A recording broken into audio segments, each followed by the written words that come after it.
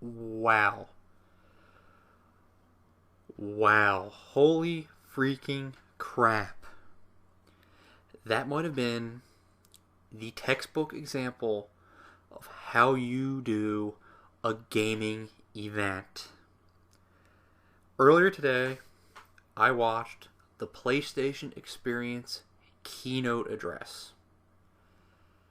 And boy, was there a lot of stuff to talk about.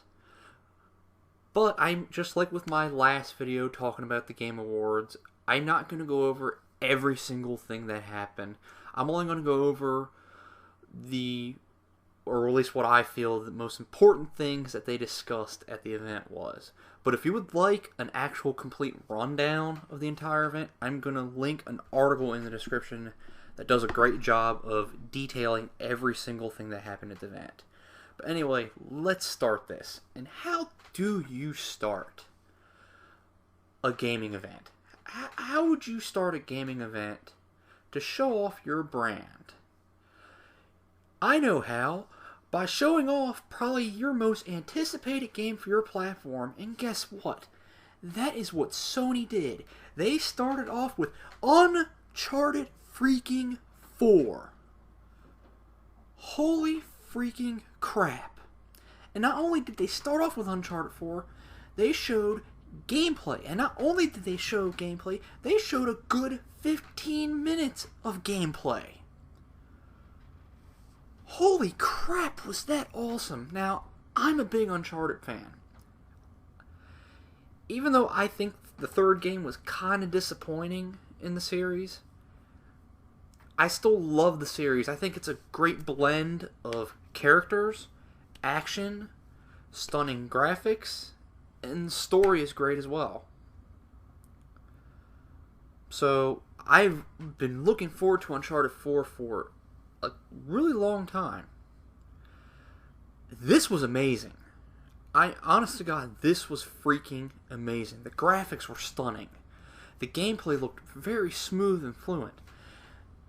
The gameplay also looked kind of varied. Like, the combat was more smooth, because usually in Uncharted, the melee combat was kind of stiff, and a lot of the actions you can do is scripted. This looked a lot more free-flowing than the previous games. The guns were incredibly detailed, and I also like the fact that we're back in a jungle, in a cave setting.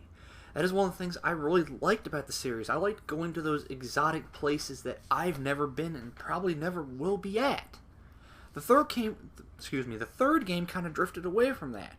So it's nice to see the game go back to its roots, in my opinion. But that was great. That was awesome. But the funny thing is, and they also showed off something that I thought was really cool. They show off that there's a grappling hook in the new game. Now, I think this could be really cool if you could use this grappling hook at your will. Like, you don't have to use it in like a specific spot, and the game will only let you use it in that spot. If it'll let us use it at will, that could be really fun to play around with. But we'll have to see what happens. But another cool thing at the end was Nathan Drake met up with a guy who ended up being Nathan's older brother. Now, in the previous games, aside from Francis Drake, none of Nathan's family was ever brought up at any time. So this was definitely interesting. And I am looking forward to seeing Nathan and his brother interact in the game. Can't wait to play that game. Cannot wait to play that game. Okay. Next up, they also showed more Bloodborne footage. And like I said in my Game Awards video, the only real problem I have with Bloodborne is that it's very, very similar to Dark and Demon Souls. And it seems like From Software can't really seem to move away from those franchises. I mean, the game still looks great, but they seem to can't move away from those franchises or try anything that's different. Then again, maybe there is a bunch of different stuff in the game that we just haven't been shown yet. We'll have to see. But the boss at the end of what they showed on Bloodborne, that was a really cool boss. giant flaming dog. I thought that was really cool looking, albeit kind of not that creative because From Software has done this boss before in their previous games. But it was still very cool to look at. So, what they also talked about is they talked about Street Fighter V. Yes, Street Fighter V. A couple days ago, or actually no, it was yesterday, they leaked, or a video about Street Fighter V got leaked.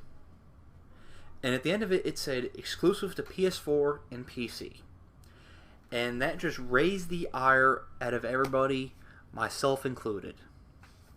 Because I'm not particularly a fan of games that were multi-plat, but the newer installment is now exclusive to one platform. I've never been a fan of that. I didn't like it when the new Tomb Raider game is going to be Xbox One only. And I saw this as the same way. But apparently I'm wrong. Because they talked about Street Fighter V at this keynote. And apparently, according to what they talked about, apparently Sony is funding the development of Street Fighter V. And that is why it is an exclusive. Now see, that changes things a bit. See, now it makes more sense to me why it's exclusive. And I'm not as upset about it as I once was. But at the same time, it still really sucks for a lot of Xbox players that if they want to play the new Street Fighter game, they now have to get it on PC. That's assuming their PC is even good enough to play it, or they actually have to go out and buy a PS4.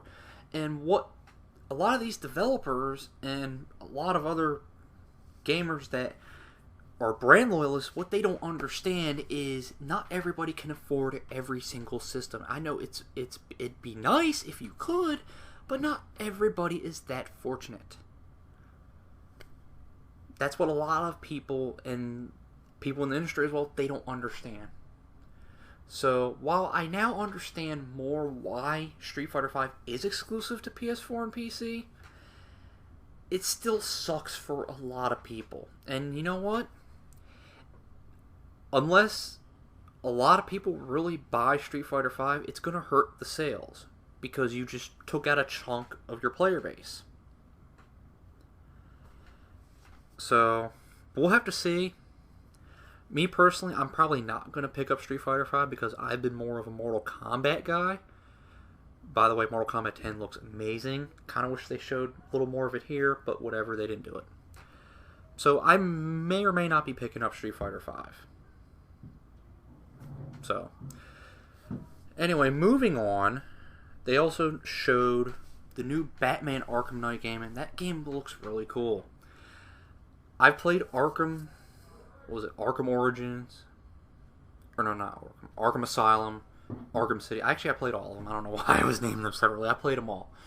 And Arkham Origins really doesn't need to exist. It wasn't that good. Arkham City was great, and Arkham Asylum was pretty good. So I'm really looking forward to Arkham Knight. Even though I'm not the most hardcore Batman fan, the games are still fun to play. And this one looks like it might be the best one because the villain is a Scarecrow. The Scarecrow. And he could do some crazy, wacky stuff. And that could lead to some interesting things in the game. Not to mention you could finally use the Batmobile. So yeah, it looks really, really good. I really, really hope that Rocksteady does not follow through with this whole parody crap. Now, I'm not saying this as 100% fact. It's just some rumor that I read several weeks ago that Rocksteady was gonna go through with this whole parody crap that Ubisoft started with Assassin's Creed Unity, and I've already made a video on parody. I think it's bullcrap. Developers should not do it. Ubisoft should never do it again. Rocksteady, please, please, please don't do that. Please don't do that. I hope this is just some stupid rumor that somebody made up. So, anyway, let's get to another real exciting part of this keynote. They finally showed off a lot more Order 1886 gameplay, and that game looks freaking awesome. I love the setting. I love the atmosphere. The action looks great. This game looks freaking awesome. Now, to me, this game screams 4-player co-op. This screams it. And unfortunately, Order 1886 is not co-op. And it's a damn shame. It's a real damn shame. Now, hopefully, and maybe this is just me overthinking and maybe just wishful thinking, maybe they can add that in later? Somehow? I hope. Or maybe have a mode later? Something? I don't know. I just hope something can come of it, because this game looks like it could be a lot of fun in co-op, just as the Gears games were a lot of fun in co-op. I think this would be just as fun. But the game still looks awesome anyway. Definite day one purchase for me. Another game that I thought was really, really interesting was this Until Dawn. Now, I never heard of this game until they showed it here. And the first kind of vibe I got was like, it was sort of like Heavy Rain and Beyond Two Souls. It was like that kind of game. And to be fair, the gameplay kind of plays like that. But the atmosphere of this game really, really intrigued me. And actually, the funny thing I thought about that was, I liked how the woman, she had a towel on and it was able to stay on the entire time, even when she was running and jumping, and it was still able to stay on. Next gen towel physics or something? I don't know, but I thought that was pretty funny. But this game looks really cool, even though it's a QTE type game, and I'm not the biggest fan of QTEs. Just something about this game just really intrigued me, and I really would like to try it, especially if the actual decisions you make in the game actually really impact the game. Like, the game will actually change based on your choices, as opposed to the game may change a little bit depending on the choice you make, but the overall outcome is the same. If the outcome is dependent on what you pick, then that could be really, really cool. And I'd really like to try it out. Okay. Now we come to a little bit of rage from me. An announcement that really pissed me off. Square Enix came out. Square Enix has made some of my most favorite games of all time. They came out. And as soon as they came out,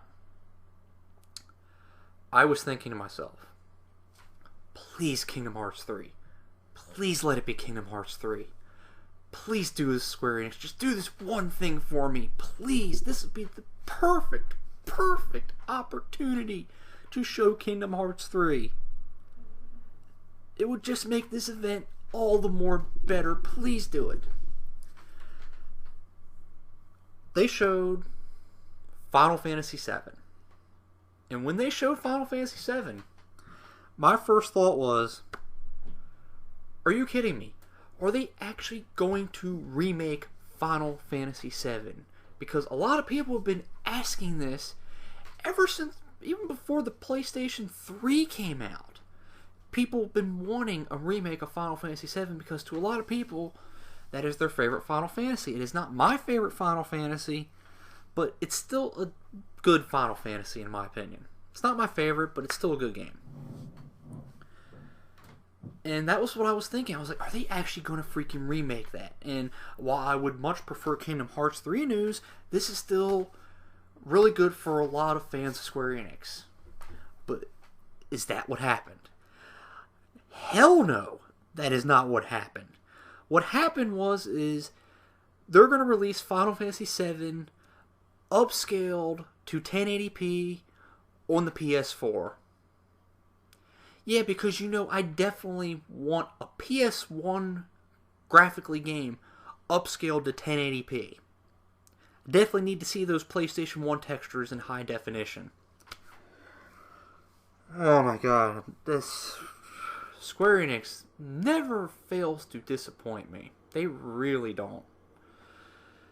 And as for Final Fantasy VII goes, I've played it several times. I've played it on several different platforms. Of course, I played it on PlayStation 1. I've played it on PlayStation 2. Put the PS1 disc in the PS2. It's on the PSN store right now. You can play it on your PS3. I've played it on the PSP. I've played it on my PS Vita. There are several different ways to play this game. Hell, it's on Steam right now. You could play it on Steam. There are several different ways to play this game, and they're just going to re-release it on PS4. I don't get it. This would have been the perfect time to show Kingdom Hearts 3. This would have been the perfect time, and they didn't do it. All the more reason for me to think that Kingdom Hearts 3 is never going to come out. I mean, I know they announced it. I know they showed it.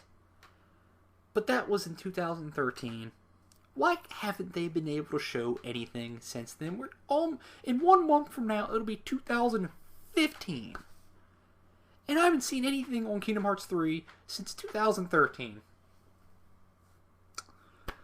Okay, I don't understand you, Square Enix.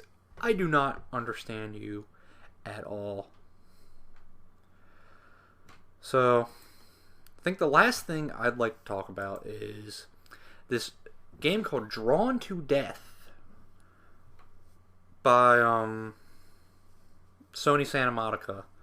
David Jaffe came out. He's the guy who created the God of War series, one of the most beloved PlayStation franchises. And when he came out, my first thought was, they're going to do God of War 4. They've been wanting to do another one. I know they ended it at 3, and they said they weren't going to make another one, but they made God of War Ascension. It's clear they want to make another one because it makes a lot of money for Sony. This is where they're going to announce it. And surprisingly, he didn't do it. They announced this game called Drawn to Death, which is a third-person arena shooter that is all in hand-drawn animation. And that looks really, really cool. Now, I don't know how it's actually going to play. See, with a multiplayer game, you actually have to play it, in my opinion, to get a feel of it to see how it's going to work. Because something can look great on paper, but then the execution might end up being different. I've seen that many times before. But this looks really, really cool.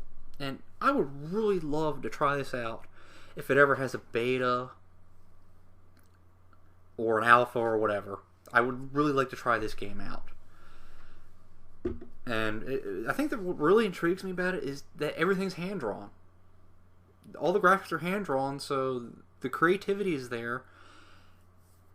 And it's like they showed a flamethrower that was basically, I think it was like a dragon's head. And that was basically a flamethrower. Instead of having most games have a normal flamethrower, this guy's holding a dragon's head, shooting flames out of it. That's really cool. So the amount of creativity this game can have is probably endless. So this looks really cool. I'd love to try this game out. And another thing I'd like to point out about this keynote, and Sony's always been good with this, is that the montages they use. They're always well done. When they go over the history of PlayStation, they show people talking about how they've been gaming since they were kids, and how they're gaming today. Sony has been great at doing these montages, and they did a couple of them with this keynote, and they were really, really good. I love seeing those. Overall, this was freaking awesome. This is how you do a gaming event. This was probably the best gaming event I've seen. Better than any E3. Definitely better than the Game Awards that was on last night. This was awesome. This is how you do it. Wall-to-wall games. That is all they talked about from start to finish was video games. There was nothing about movies. There was nothing about television. There was no musical numbers. There was no light shows. There was nothing fancy. It was just wall-to-wall video games. And you know what? This is what happens when you have a company that fully embraces third-party developers. Look at the amount of games that are coming out on the PlayStation platform. It's astounding. There are so many games here, you can't even keep track of them. So this is Sony being open to indie developers and third parties. This has definitely benefited them. And you know what? Nintendo, take notes. This is how you garner all this support. This was great. This was great. So now I'm starting to ramble, so I'm going to end it here. If you haven't checked it out, please do. I'm sure it's out there on YouTube, or maybe Sony has it archived on the PlayStation Twitch channel. Definitely check this out. There was a lot of great stuff here, and I will catch you all next time. This was amazing. Have a good one.